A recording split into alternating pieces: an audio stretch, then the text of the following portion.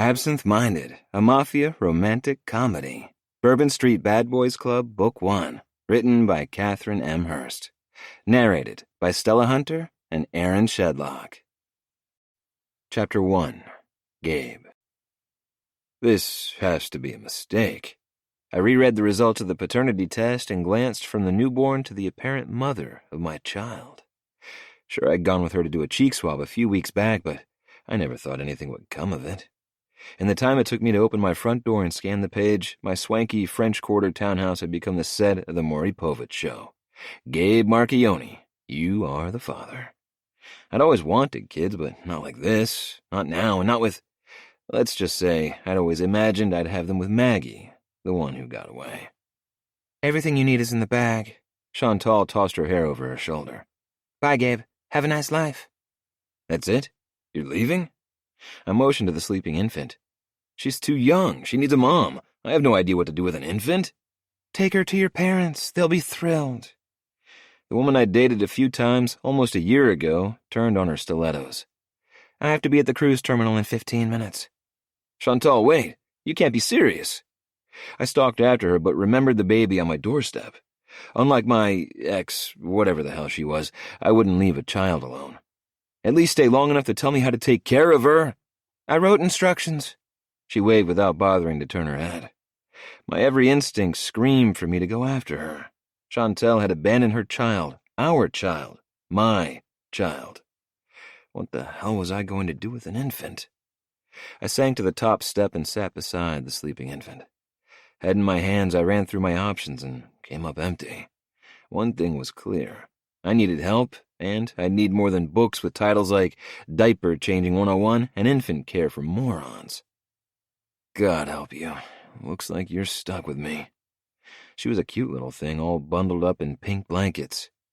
Hints of dark hair peeked out from beneath her baby beanie, and the cool New Orleans winter air had turned her cheeks and button nose rosy. What's your name? The baby didn't reply. I pulled an envelope from the diaper bag. Chantal had, in fact, left instructions. Feed and change her when she cries. That's all she'd written. I resisted the urge to shout obscenities and scan the birth certificate. My throat tightened. She named you after me? Looking back, I never should have dated Chantal. She was mixed up in a business deal gone wrong with my father. Our relationship had much more to do with physical attraction and my need to rebel than real feelings. I'd ended things when she tripped my crazy girl warning system, but nothing could prepare me for this. Not only had she hidden her pregnancy, she'd named our daughter after me, Gabriella Antoinette Dubois. How about we call you Ella? I brushed my fingertips over her head, and my heart rate increased to an allegro. I'm a father. Mother Mary, give me strength. My thoughts drifted to a woman I hadn't seen in over a year and hadn't kissed in 4. A woman whose heart I'd broken.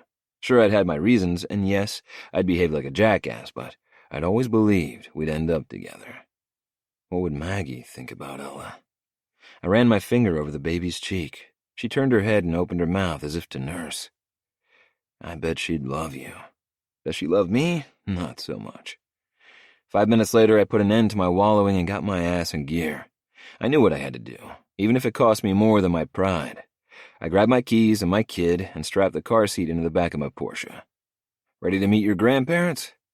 Ella stared at me with a stoic expression that reminded me of my father.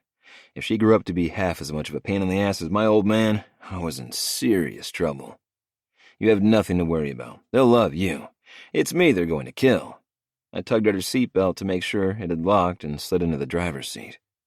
I could only guess how my parents would react, though I doubted they'd throw me a party.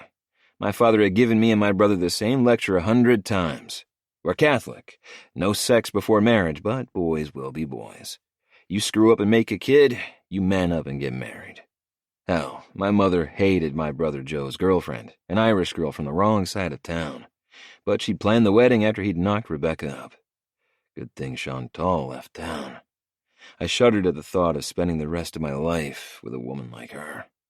I drummed a beat on the steering wheel and considered the best way to approach my folks with the news. They'd never turn away their own flesh and blood, but that didn't mean they wouldn't make my life a living hell, and they had the means to do it. Despite the fact I'd recently celebrated my 30th birthday, my parents had me by the short and curlies. They were old-school Sicilian, which meant they controlled nearly every aspect of mine and my brothers' lives, either by guilt or their tight hold on the purse strings. It also meant that the family business went the way of the Capones and Gambinos. Shocking to most, but I'd grown up in it. Yep, my surprise baby was a mafia princess. "You okay back there?" I glanced in the rear view to make sure the car seat/carrier hadn't fallen over. Not for nothing, but rear-facing car seats suck. How am I supposed to know if she turns blue or something if I can't see her? With the French Quarter behind me, I turned on St. Charles Street and headed for the Garden District. Driving up Chestnut Street gave me the same sinking feeling as climbing the first hill on a roller coaster. Once I turned into Casa de Marchionni, my stomach would be in my throat until the ride ended. Only this would last the rest of my freaking life. How in the hell did I knock her up? I replayed mine and Chantal's sexcapades. The woman was wild, too wild for me to have risked going in bare. Nope, I was sure I'd suited up, but then how had I won the less than 1% condom failure lottery? I parked and hurried to the passenger's side of the Porsche. With the front seat moved as far forward as it would go, I squeezed my upper body into the tight space, but couldn't quite reach the release button. I lifted to the balls of my feet and attempted to close the distance. My foot slipped, and all hell broke loose. I fell. The hard plastic handle in the car seat hit me in the solar plexus. The baby wailed, and for some ungodly reason, the anti-theft alarm went off. Ella's carrier laced over one arm and the diaper bag on my shoulder, I limped through the front door into the pristine white marble of my childhood. "Ma?" I called from the foyer. "Pops, anyone home?" Footsteps approached from the direction of the kitchen, too quick to be my mother. I turned and smiled at Hildy, the woman who had raised me and my 5 brothers. Miss Hildy. I drew her frail body into a half embrace. Still as pretty as ever. She arched a brow at the screaming infant. "I never thought I'd see the day when you'd be looking after a baby, and a loud one at that. Where are her parents?" "She's mine." White showed all the way around her eyes. "Lord have mercy. Your mama didn't tell me you had a daughter?" I leaned closer to keep my voice down. "She doesn't know." "I'll go get her for you. Go into the parlor and wait." The woman gave the baby one last longing look and hurried out of the room. I knew self-preservation when I saw it. Miss Hildy would keep her distance until the fireworks ended. I crouched and attempted to free Ella from the straps and buckles of her carrier. Tried and failed. Seriously, who the hell makes these things? Houdini? Evelyn Marchionni stood in the entryway of the parlor dressed in white capris and a matching sweater. She looked as magazine-perfect as the rest of the house. I forced a smile, but she stared at the baby and made the sign of the cross. A hell of a thing to do after laying eyes on her granddaughter for the first time. "Hi, Ma.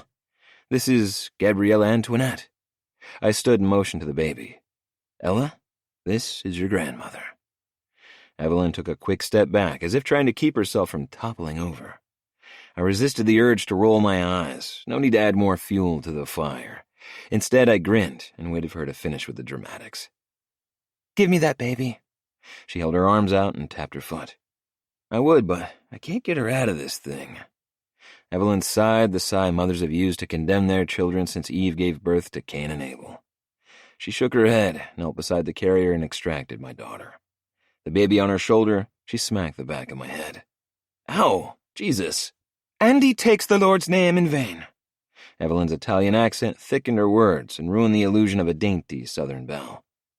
"She's at least a month old, and you just now bring her to me? Are you nuts? Is she yours?" "Yeah, she's mine. I only found out about her an hour ago." "Of course she's yours. Look at those eyes. She looks like you." Cooing over the baby, she reached over and smacked me again. "Where's her mother?" "She's gone. Left Ella with me and took off." I sighed and sat on one of the stiff love seats. Evelyn glared until I squirmed. "I take it you two aren't close." I shook my head. "This is going to kill your father, you know." Her voice cracked, but it had nothing to do with the melodrama she dished out until then. This was real concern for her husband. I dreaded the day when my father left this earth. For the usual reasons, of course, but also how my life would change. "How's he doing? What are the docs saying?" "The same. He refused the chemo." She waved her hand. This girl you impregnated, dare I ask if she's Catholic? Atheist. After whispering a slew of curses in Italian, she turned her face toward the ceiling and prayed, also in Italian. You will come here and live with us. You're a good boy, but you're like your father. You can't keep it in your pants. You can't raise a child, not a little angel like this one. I got it covered, Ma. I just need a little help getting going. No way will I let a grandbaby of mine grow up in a bachelor's pad. She lowered her voice, as if we were in mixed company. It's bad enough that Guthrie girl is raising your niece and nephews. Maggie Guthrie, my brother's sister-in-law, my ex, and the love of my life. My chest tightened.